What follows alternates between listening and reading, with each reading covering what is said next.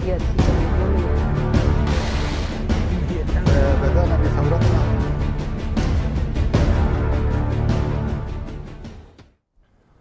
مرحبا بكم مشاهدينا الكرام في هذه الحلقة من برنامج المحاور. الصراع في سوريا انتقل من الميدان العسكري إلى ساحات النفوذ الاقتصادي والجيوسياسي، فالقوى الدولية والإقليمية لم تعد تتنافس فقط على مناطق النفوذ، بل على الطرق الدولية والمعابر الحدودية وحقول النفط والغاز ومواقع التجارة والاستثمار. في منطقة روج آفا وشمال وشرق سوريا، والتي تبرز أهميتها باعتبارها أغنى المناطق بالموارد الطبيعية والزراعية، فيما تتزايد التساؤلات حول مستقبل المعابر الحدودية والطريق الدولي انفور، والتحركات المتسارعة في حلب ودير الزور، ودور القوى الدولية والإقليمية في رسم الملامح للمرحلة القادمة. فهل نحن أمام إعادة تشكيل الخريطة الاقتصادية السورية؟ وما حقيقة التفاهمات والصراعات الدائرة حول الموارد والطرق الاستراتيجية؟ وما مستقبل المنطقة في ظل هذه المتغيرات؟ مشاهدينا الكرام، سنناقش هذه النقاط مع ضيوف حلقتنا لهذا اليوم، السيد محمود عبدو، السياسي والباحث الكردي. سيد محمود، مرحبا بك. مساء الخير واهلا بك ومشاهدي قناه روجافات. شكرا لك. وايضا معي في الاستديو الناشط السياسي السيد واصل اسعد. سيد واصل، مرحبا بك. مرحبا بكم وجميع المشاهدين. شكرا لك. سيد واصل، يعني كما قلنا في البداية، الصراع في سوريا انتقل من الميدان العسكري إلى الميدان السياسي أو الميدان الاقتصادي والجيوسياسي، أي مسائل النفوذ في الأراضي السورية. أنتم كيف يمكنكم قراءة طبيعة الصراع الحالي في سوريا؟ يعني مساء الخير لجميع المشاهدين ولقناة روجافا. طبعا أي صراع عسكري في أي منطقة سوف يكون لها نهاية، وهذه النهاية سوف تمر بمرحلة الإعمار أو الاقتصاد. نعم. كل الدول المشاركة، سوريا أصبحت ساحة صراع عسكري، كتائب وتدخلات دولية، جميع الدول تدخلت. كل دولة كان لها فصائل مسلحة في سوريا كانت تحارب، أكثر من 70 فصيل عسكري كان يحارب في سوريا. كل فصيل كان لها دولة تدعمها من الدول المنطقة كقطر، السعودية، إمارات، تركيا، وحتى دول أوروبية ودول أمريكا. طبعا الصراع وصل قد يكون لمرحلة النهاية من الناحية العسكرية بسقوط النظام البعث أو نظام الأسد الابن، يعني الحكومة المؤقتة الحالية اللي أتى بها الدول العظمى كإسرائيل وأمريكا وبريطانيا، بدأت حاليا المنافسات بعد سقوط هذا النظام، منافسات بكل دولة سوف يكون لها سيطرة ونفوذ من الناحية الاقتصادية. الكل يحاول أن يكون مشاركا في قد نقول مشاركا في الأعمار، ولكن يريد سيطرة شركاتي، سيطرة نفوذي، سيطرة استخباراتي، سيطرة أجهزته الأمنية والاستخباراتية في سوريا. هل يمكن اعتبار هذه السيطرة هي أبرز أهداف القوى الدولية والإقليمية؟ يعني أتوقع كل دولة من الدول الحابة تسيطر على سوريا من الناحية الاقتصادية بعد انتهاء الناحية العسكرية. مثلا تركيا يعني تبذل قواها وجهودها أن تكون لها نفوذ في سوريا. هذا النفوذ قد يكون لها يعني أهداف بغض النظر عن وجود شركاتها واستخباراتها، ولكن قائم على أنه عدم حصول الأكراد على أي امتياز في سوريا، يعني توحيد الدولة السورية دولة مركزية دون الحصول الأكراد على هذه الكرد طبعا، دون الحصول الكرد على أي امتياز أو أي صفة أو أي حكم فيدرالي أو ذاتي أو ما شابه ذلك. يعني تركيا خائفة على حسب ما هي تقول من أنه الأمن القومي في خطر، خائفة من تجربة إقليم كردستان العراق، لا يعني غير محببة لديها بتكرار تلك التجربة في سوريا، فلذلك تتدخل. إسرائيل لها مصالح أيضا أن تكون الجنوب السوري كلها تحت سيطرتها، ولهم مصالح كمان بتقسيم الدولة السورية. بعض الدول كتركيا تريد تكون دولة مركزية قوية كي لا يحصل الأكراد على أي شيء، ولكن إسرائيل تريدها مقسمة. هل التقسيم هذا يكون لصالح دولة إسرائيل، يعني كتقسيم حقوق الشعب العلوي، حقوق الشعب الدرزي، حقوق الأكراد هكذا، فيكون هذه الدولة مقسمة وغير قادرة على محاربة أو تهديد الخطر على إسرائيل. ولكن هذا يزعج تركيا، والدول العربية أيضا تريد أن يكون لها مشاركة فعالة في سوريا، والمشاركة في الإعمار وفي الاقتصاد، ولكن التدخلات التركية والصراع على هالمنطقة في صراع بين الدول العربية وتركيا وإسرائيل كمان من ناحية الاقتصاد، من ناحية الإعمار في سوريا. نعم سيد واصل، سنعود إليك. سيد محمود مجددا مرحبا بك. هل يمكن الحديث عن احتلال الاقتصاد السوري في هذه المرحلة؟ تحياتي لك ولمشاهدي برنامجك الكريم. عبارة يعني سوريا بعد سقوط الأسد يعني تحولت من ساحة حرب مفتوحة إلى ساحة صراع نفوذ اقتصادي، وكل الدول تسعى للاستفادة من الجغرافيا السورية في الصراعات الإقليمية والدولية.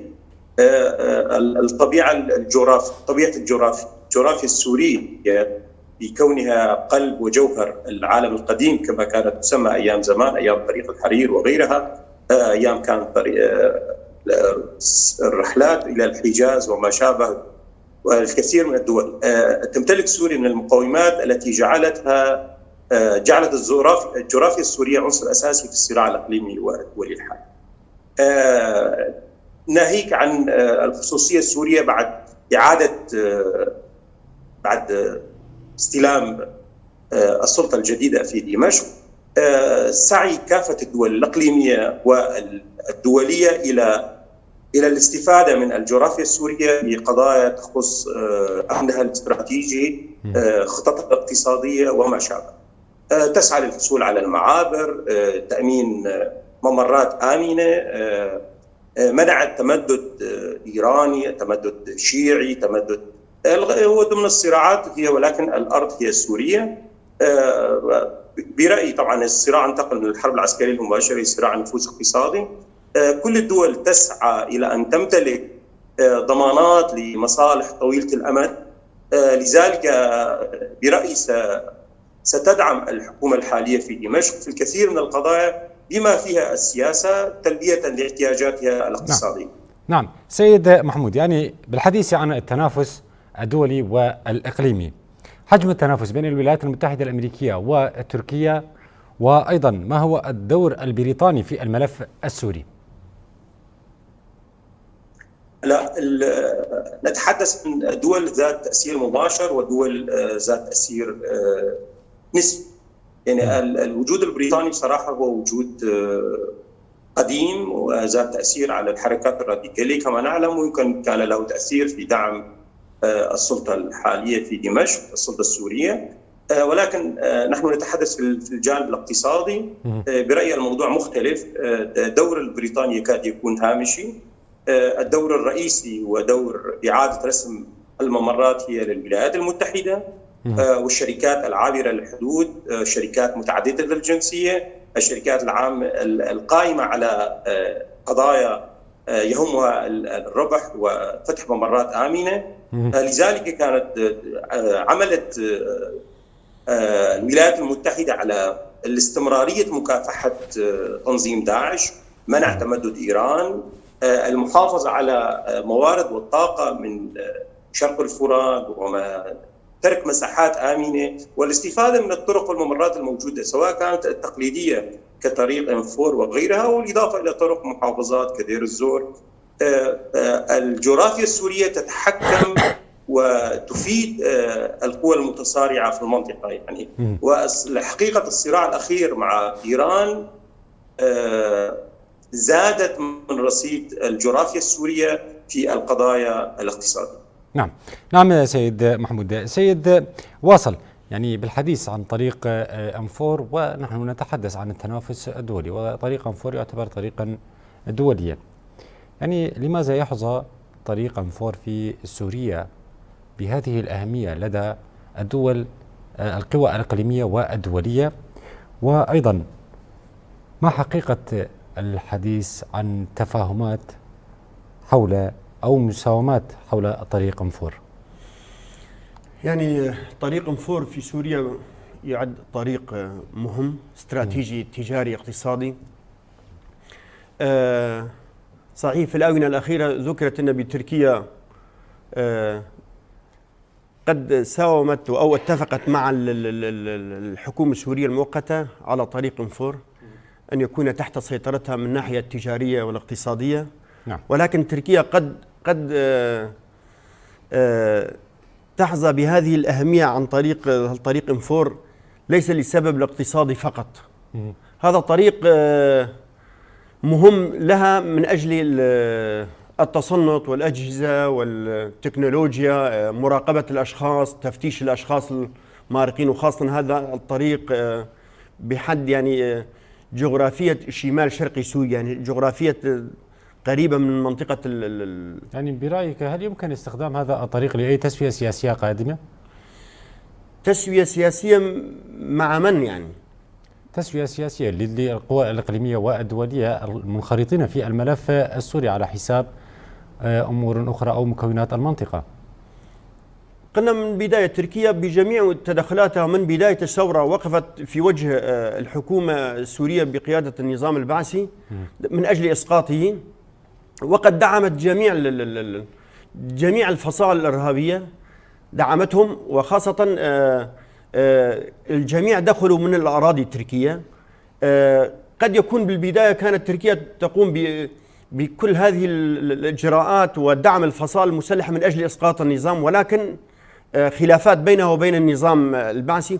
ولكن بالفترة الأخيرة تحولت بعدما قامت القوات الكردية بإثبات وجودها في المنطقة، وقامت بحماية المنطقة ودعوة إلى مشروع أخوة الشعوب، مشروع الأمة الديمقراطية، التعايش السلمي والعدالة بين جميع المكونات. خافت من هذا المشروع وبدأت بالتدخلات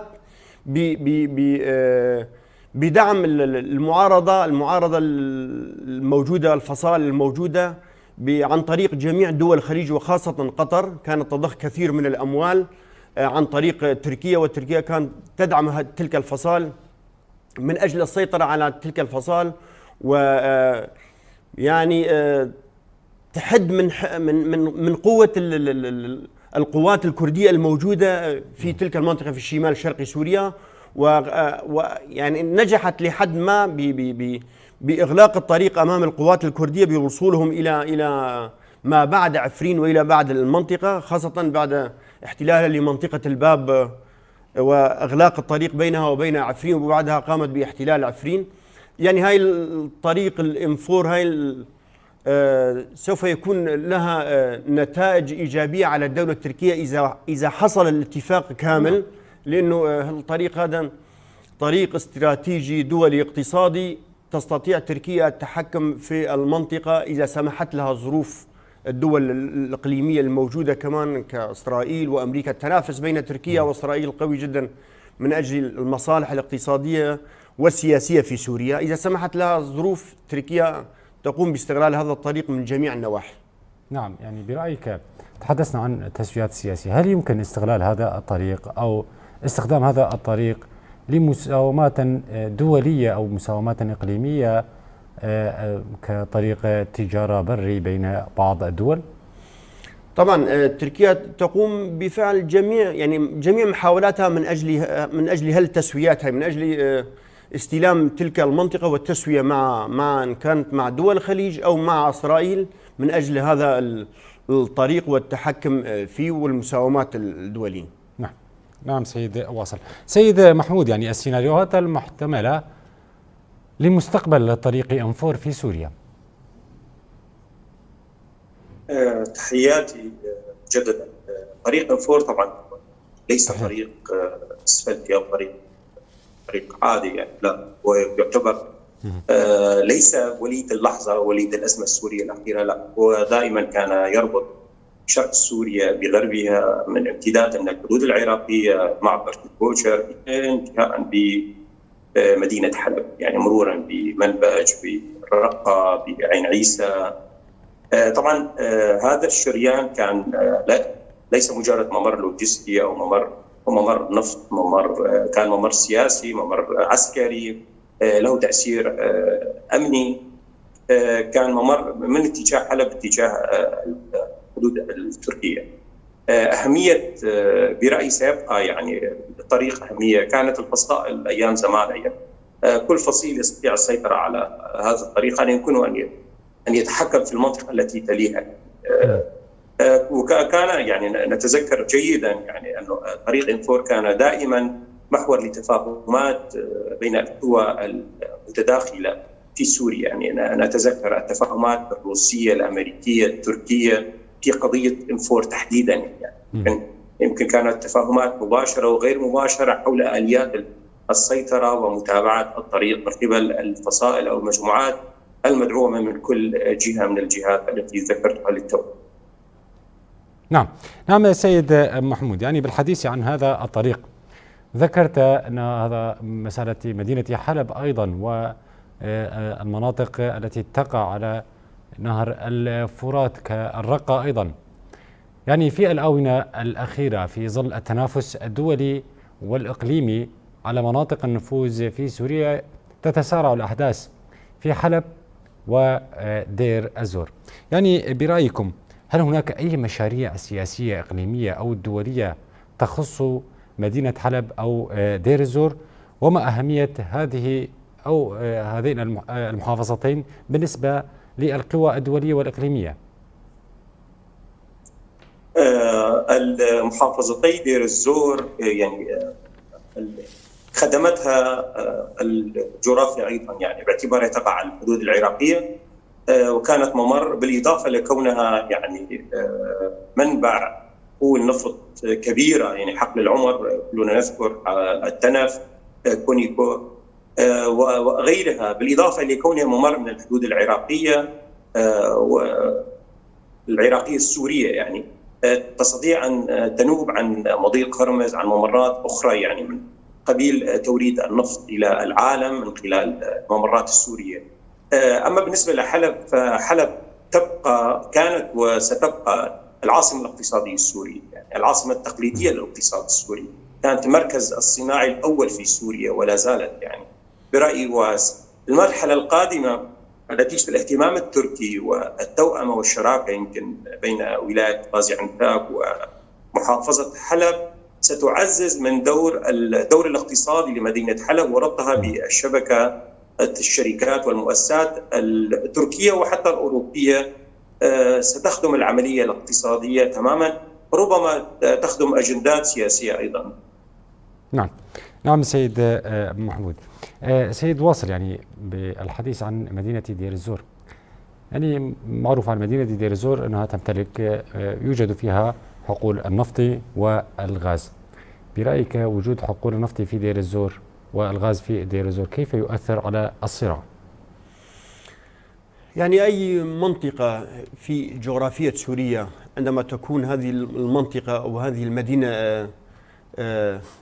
من الناحية الاقتصادية، من ناحية الثروات الباطنية مدعومة، سوف يكون لها دور وشأن في صراع المنطقة هناك. دير الزور كمدينة على نهر الفرات يوجد حقول نفط غزيرة وقوية هنا، يعني التنف وكونيكو وحقل العمر من الحقول القوية في سوريا من ناحية الإنتاج. فلذلك سوف يكون بالمستقبل صراع الشركات، صراع الدول كتركيا كأمريكا، الكل يريد حصته في سوريا، الكل يريد أن يكون له حصة من هذه الكعكة الموجودة، وخاصة مدينة دير الزور. رغم افتقارها وافتقادها لجميع الخدمات، الشعب يعيش في حالة مأساة وجوع، ورغم غناها بالثروات الباطنية من ناحية الغاز والنفط، ولكن شعب فقير. ما في حدا يهتم بأمور الشعب، في تنافس شركات، في صراع. حتى الحكومة المؤقتة ما عم تهتم بهاي المدينة، ولكن سوف يكون لها صراع وشأن من ناحية الاستيلاء عليها وشركات، خاصة في مخططات القوى الإقليمية والدولية ماذا سيكون مصير؟ يعني باعتبار أن التنافس تكون على الثروات الباطنية وأيضا على المعابر والطرق التجارية. يعني النفط والغاز هي إحدى الثروات الباطنية المهمة في دير الزور. يعني كيف سيكون مستقبلها أو ستكون مستقبل هذه المدينة في مصالح القوى الإقليمية والدولية في المستقبل السوري؟ يعني بالنهاية لازم ينحط يعني وضع وحدود لهالتنافس هذا وهالأمور العسكرية. لما يكون في استقرار في سوريا أكيد الصراع كمان بده يروح للنهاية، يستقر باستقرار الوضع. طبعا لحد الآن بوجود الحكومة المؤقتة ما في استقرار، مجرد تنافسات وصراعات. الكل يقدم، الحكومة المؤقتة تقوم بتنازلات للدولة التركية وتقوم بتنازلات لإسرائيل وللدول العربية، ولكن حتى الآن لم يستقر الوضع على التنافس، وخاصة على مدينة دير الزور. من سيقوم بالأعمار، من سيقوم باستغلال واستثمار تلك الثروات الباطنية الموجودة. ولكن في صراع مدينة دير الزور كمان مثل باقي المدن الموجودة عليها صراع، لأنه حتى يعني ما عدا أنه كمدينة دير الزور تجاري وفيها يمر فيها نهر الفرات ومركز تجاري، طريق M4 مثلا، بس ولكن جميع المدن كحلب المدينة الشريان الاقتصادي والصناعي كان لسوريا، الساحل السوري بغناها بجميع إن كان من ناحية السياحة، من ناحية الزراعة، من ناحية يعني جميع النواحي. كل مدينة في سوريا لها أهمية اقتصادية ولها صراع. الكل يحاول يسيطر. روسيا تحاول السيطرة على الساحل السوري، تركيا تحاول السيطرة على المدينة الصناعية كحلب، تحاول المشاركة في دير الزور، إسرائيل، أمريكا، الكل يحاول يأخذ حصته من هذه، بس ولكن حتى الآن ما في استقرار. الحصة بأي شكل سيد واصل؟ يعني بالشكل الجغرافي، رسم خرائط جغرافية وفرض النفوذ على هذه المناطق، أم الحصول على مكاسب اقتصادية باتفاقات مع الحكومة المؤقتة بحسب رأيكم؟ أنا حسب رأيي الكل في النهاية عم ينافس ويصارع من أجل الحصول على المكاسب الاقتصادية. بالنهاية الصراع في سوريا سوف ينتهي، يعني بنهاية عام 2026 سوف ينتهي الصراع، سوف ينتهي الحكومة المؤقتة وتقوم بوضع حكومة جديدة ودستور جديد، وهذه الدول المنافسة سوف تقوم بالمنافسة للحصول على الاستثمارات الاقتصادية في سوريا. يعني مدينة دير الزور وجميع المدن سوف تقوم الدول بالاستثمار وأن يكون لها حصة بالأعمار والاقتصاد. يعني أنا هذا رأيي. نعم سيد واصل. سيد محمود، يعني الثروات الباطنية، أيضا الاستثمارات التجارية، الموانئ، المعابر، الطرق البرية، كلها موارد تمتلكها سوريا. لنأتي إلى المعابر الحدودية بالأخص في روجافا. يعني أهمية هذه المعابر الموجودة في الروجافا بالنسبة للروجافا، كيف ستنعكس أو تنعكس هذه المعابر على مناطق روجافا وشمالي وشرقي سوريا؟ تفضل. دائما كانت المعابر والممرات هي الأساس والشريان الرئيسي التي تعطي أهمية للمدن. يعني قضية الترانزيت والشركات العابرة والاستحصال الضريبي نتيجة الترانزيت الذي كان. كلنا نتذكر دور معبر القامشلي، قامشلي والنصيبين سابقا وتأثيره على أسواق القامشلي. نذكر السوق التركي وسوق المهربين. يعني كان هناك سوق دليل حجم التبادل بضائعي كبير بين مدينتي نصيبين وقامشلو، بالإضافة إلى المنطقة الحرة التي أنشأتها الدولة أيام زمان وتأثيرها على قضية معبر اليعروبية، معبر الكوتشا. برأيي خلال الفترة القادمة يعني يضاف إليها معبر إنساني تجاه معبر سمان كان له أثر إنساني كبير، أثر تجاري، أثر لاستمرارية الحياة في مناطق، في محافظات، في مناطق الجزيرة السورية.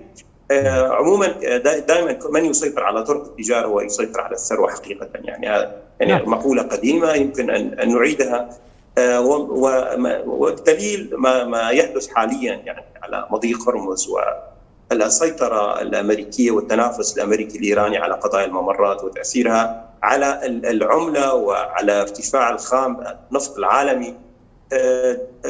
طبعا أنا لا أتفق مع ضيفكم الكريم من الاستوديو في قضايا أن المعركة في سوريا ستنتهي، لكن شكل المعركة أنا برأيي سيتغير. يعني شكل المعركة يعني تحول من معركة تقليدية، من حرب مفتوحة، إلى من معركة على الأرض إلى معركة على قيمة الأرض، يعني على الموارد وعلى الطرق وعلى المعابر، والشركات والمؤسسات والدول الإقليمية التي ستسيطر على تلك المعابر والطرق ستعيد رسم تشكيل هوية الاقتصاد السوري، هوية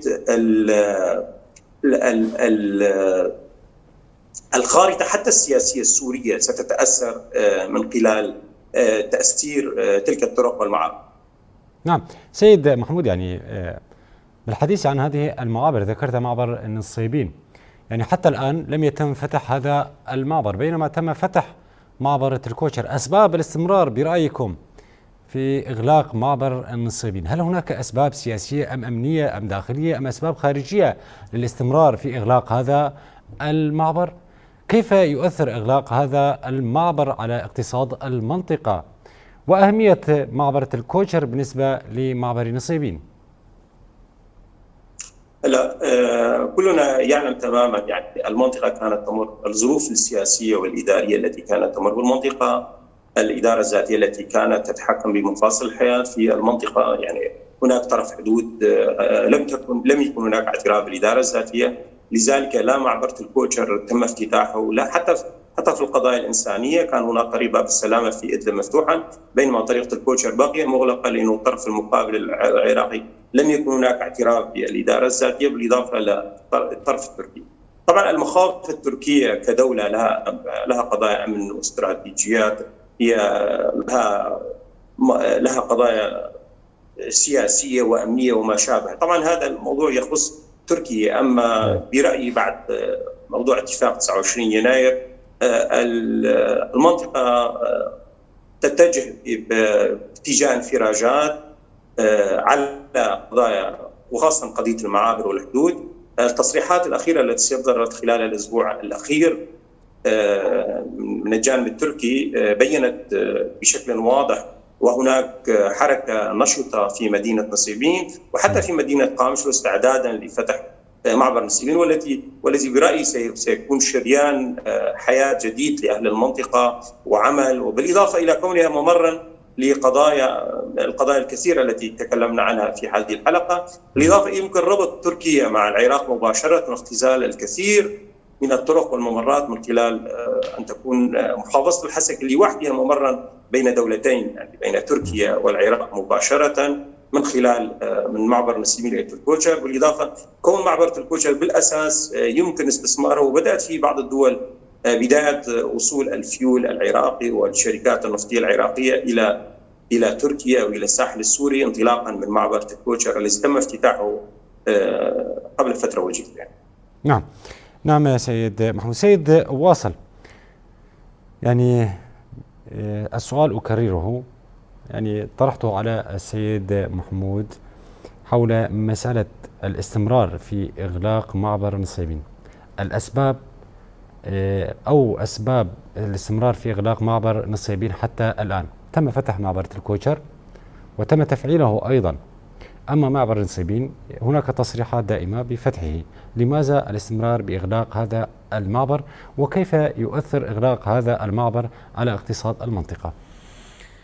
يعني كما قال زميلي محمود، أولا إغلاق المعبر منذ بداية الثورة كانت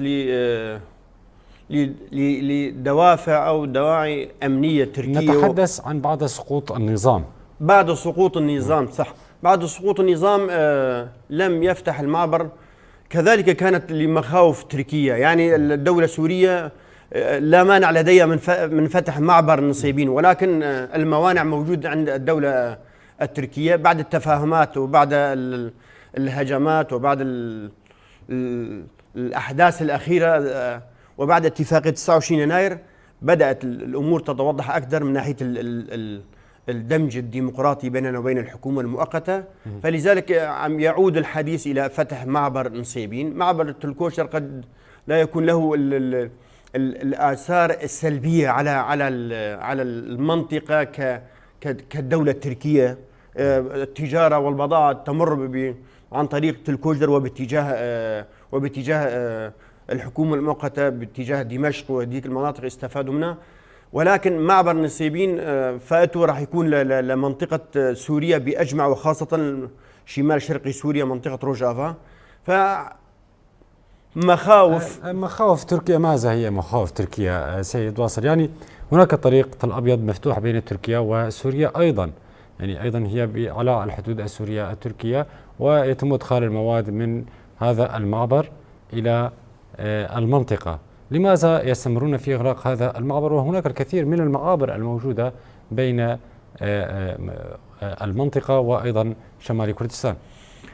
قد يكون المعابر المفتوحة بتل أبيض، باب الهوى، باب السلامة، هذيك المعابر تابعة إلى والطرف الخاص بالحكومة السورية جميع الفصائل المسيطرة على المعابر تابعة للدولة التركية. يعني هي تعرف بتدخل مين وتودي بضاعة على مين وين.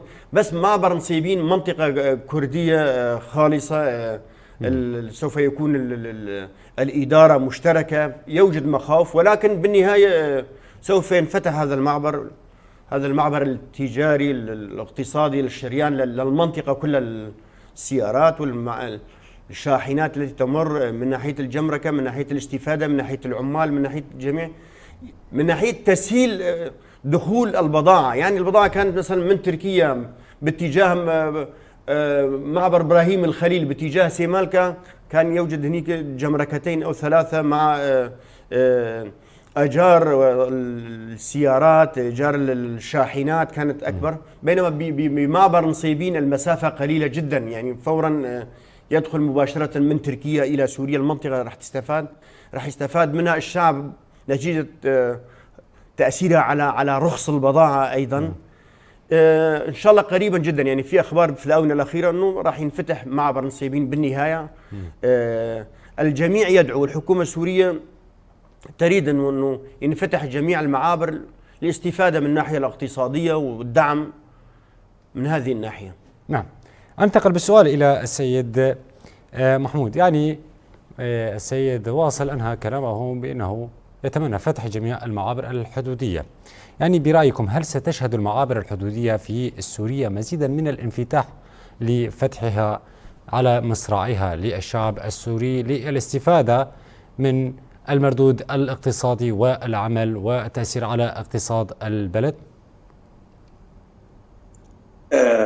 كما أسلفنا سابقا، يعني طبيعة الجغرافيا السورية صراحة ستفضي إلى نتائج إيجابية لصالح الدولة ولصالح الشعب برأيي.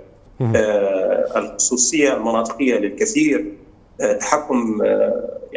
تحكم سوريا في الكثير من خلال لبنان، من خلال الأردن، من خلال العراق، تركيا، الامتدادات الإقليمية، وطبيعة الصراعات المستجدة مؤخرا، الصراع الإيراني الأمريكي، ستعزز من رصيد سوريا وممراتها البرية والبحرية وما شابه. الجغرافيا العام الأكثر تأثيرا في السياسة الدولية، مما يعني قوى برأيي يعني السلطة الموجودة في السلطة السورية، سيفيد السوريين عموما. يعني هلا قضية فتح معبر نصيبين ومعبر كوشر وكل المعابر، يعني سيكون هناك ريع ومردود ولو بسيط برأيي سيستفاد منه عموم المنطقة، وسترسم معالم وملامح الاقتصاد السوري في المستقبل. يعني الاقتصاد السوري ينحو باتجاه الاقتصاد السوق الحر، اقتصاد الأسواق المفتوحة، الأسواق العابرة. نعم السوق السورية سيد محمود، يعني بهذا الخصوص نعم سيد محمود، يعني بهذا الخصوص وذكرت مسألة الانفتاح وأن هذه المعابر سوف يتم فتحها، يعني ماذا بخصوص التنافس الدولي والنفوذ الإقليمي والدولي في الاقتصاد السوري؟ يعني هل فتح هذه المعابر تخدم مصالح هذه الدول أم تكون ضد مصالح دول إقليمية مقابل دول أخرى ويتم الصراع بين هذه الدول، لهذا لا يتم فتح هذه المعابر أو سنشهد صراعا على هذه المعابر أيضا؟ هلا بالعموم الدول تسعى إلى ضمانات طويلة الأمد كأمريكا تحديدا وشركاتها والمؤسسات التي تتعامل مع الولايات. التحكم الرئيسي في الولايات المتحدة، الأطراف الأقل تأثيرا هي في قضايا الاقتصاد تحديدا تركيا أقل يعني تأثيرا على الاقتصاد السوري من الولايات المتحدة، لأن القضايا الدولية هلا القضايا يعني الإقليمية يمكن يكون تركيا دور رئيسي، ولكن في القضايا الدولية كممر دولي اتجاه قارات تجاه القارة العجوز أوروبا والشرق الأوسط والشرق الأدنى ودول الخليج وما شابه، سيكون لأمريكا الدور المركزي. أولا لأسباب كثيرة، يعني أولا للبقاء كطرف مسيطر وليس اقتصاديا، نطرف على كل مصادر الطاقة والنفط في العالم والتحكم في ممراته، الإبقاء على قضية منع نفوذ التمدد الإيراني وتمدد كل المشاريع التي لا تتوائم والمشاريع الغربية الإسرائيلية الأمريكية. برأيي دور الإسرائيلي في قضايا الممرات وقضايا الاقتصاد السوري أيضا دور هامشي. إسرائيل تسعى لتأمين استراتيجية بعيدة الأمد في قضايا الحدود مع سوريا، قضية أن تكون سوريا غير قادرة على تشكيل تهديد على الدولة الإسرائيلية، ولكن المنطقة برأيي تذهب باتجاه قضية السوق الحر، الأسواق المفتوحة، شركات متعددة الجنسية، شركات عابرة للحدود. ستلعب سوريا إن توافرت الشروط السياسية.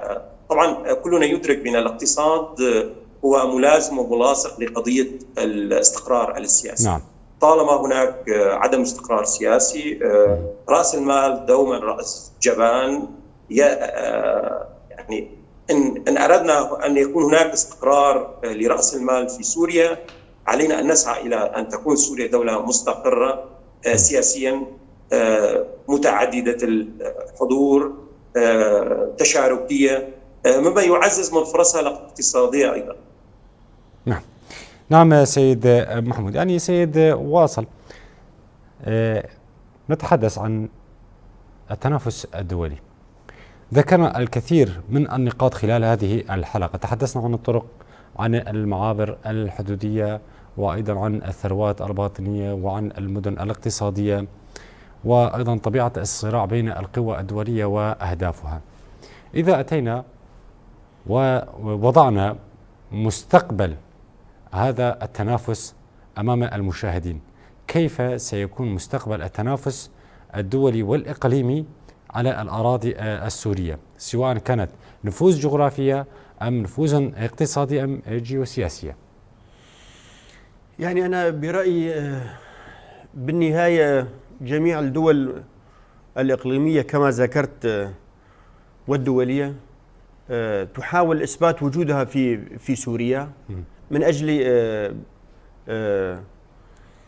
يعني من الناحية الاقتصادية. بالنهاية جميع الأموال التي صرفت من الدول الإقليمية الموجودة، إن كان دول الجوار في سوريا أو إن كان الدول إن كان أوروبية أو أمريكية البعيدة. سيد واصل، يعني لنضع النقاط على الحروف، الولايات المتحدة الأمريكية بماذا سوف تتمسك في سوريا في المستقبل؟ إسرائيل بماذا ستتمسك؟ تركيا بماذا سوف تتمسك بسوريا للحفاظ على نفوذها الاقتصادي وأيضا الجغرافي على الأرض. روسيا أنت ذكرت قبل قليل في هذه الحلقة بأنها تريد أن تتمسك في الساحل السوري، أيضا هناك بريطانيا موجود في الساحة، فرنسا موجود في الساحة. هذه الدول كيف ستحافظ على نفوذها سواء كانت اقتصادية أم جيوسياسية في الأراضي السورية؟ لكل دولة نقطة محددة، تفضل. يعني كإسرائيل تريد أن تكون سيطرتها على الجنوب لحماية حدودها، حماية حدودها من يعني إسرائيل ما لا ثقة نهائيا في الحكومة المؤقتة وفي الجيش الموجود في الحكومة المؤقتة نهائيا، فتحاول السيطرة على الجنوب كحماية لأراضيها. الدولة الأمريكية تحاول إثبات وجود قواعدها العسكرية وبعدها الشركات الاقتصادية في شمال شرق سوريا خاصة لحماية إسرائيل ولمنع التمدد الشيعي الإيراني في المنطقة. تركيا كذلك الأمر، تحاول السيطرة على الشمال السوري وخاصة مدن حلب ويكون لها نفوذ في داخل الحكومة المؤقتة في سوريا، وحتى الآن يوجد سيطرة وتدخل في الحكومة المؤقتة. هي كمان أيضا هذا النفوذ في الشمال السوري وفي داخل الحكومة المؤقتة من أجل حماية أمنها ومن أجل منع الأكراد خاصة بالحصول على أي امتياز أو أي حقوق ثقافية، حكومة كفيدرالية أو كحكم ذاتي. طبعا بريطانيا حتى الآن يعني رغم الكل يأتي في سيرتها ولكن لا نلاحظ على الأرض شيء من تدخلاتها. قد لاحظنا بالفترة سقوط النظام بأنه الحكومة المؤقتة بقيادة أبو محمد الجولاني من تدريب البريطانيين، وهو الذي جهزه للسيطرة على الحكم في سوريا، ولكن كعلى الأرض اقتصاديا وسياسيا يعني أنا ما عم شوف شيء لبريطانيا، يعني ما حدا عم يذكر. بس تركيا تنافس قوي بينه وبين أمريكا وبين إسرائيل في المنطقة. فرنسا كمان تحاول التهدئة. روسيا بعد سقوط النظام وخروجها من سوريا تحاول العودة والتمركز وإقامة قواعد عسكرية في الساحل السوري، ووقتها يقوم بدخول شركاتها الاقتصادية أيضا في الساحل السوري. يعني الدول العربية وخاصة دول الخليج الكل يريد أن يكون لها حصة في الأعمار وفي الاقتصاد وفي الشركات، ولكن الكل يبحث عن ضمانات سياسية، عن استقرار سياسي من أجل دخول تلك الشركات وصرف تلك الأموال ومساعدة الشعب السوري وعمل شركاتها أيضا في سوريا. نعم سيد واصل أسعد الناشط السياسي، نشكرك جزيل الشكر على حضورك اليوم والانضمام في هذه الحلقة. شكرا لك. شكرا لكم وشكرا للجميع عاملين في تلفزيون وقناة روجافا. شكرا لك. السياسي والباحث الكردي السيد محمود عبدو، نشكرك جزيل الشكر على انضمامك اليوم في هذه الحلقة. شكرا لك. الشكر الموصول لكم والضيف الكريم. شكرا لك، والشكر لكم مشاهدينا الكرام على حسن المتابعة. على أمل اللقاء بكم في حلقات لاحقة. إلى اللقاء. في ظل ما يشهد بدأنا بثورتنا